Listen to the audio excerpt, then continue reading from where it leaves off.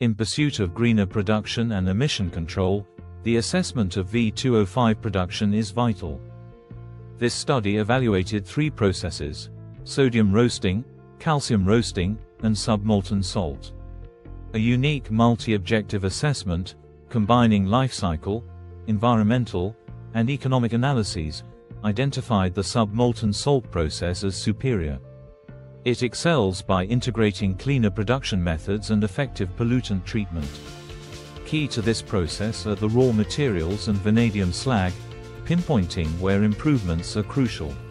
This comprehensive approach not only identifies the optimal production method but also serves as a guide for factories to enhance their operations.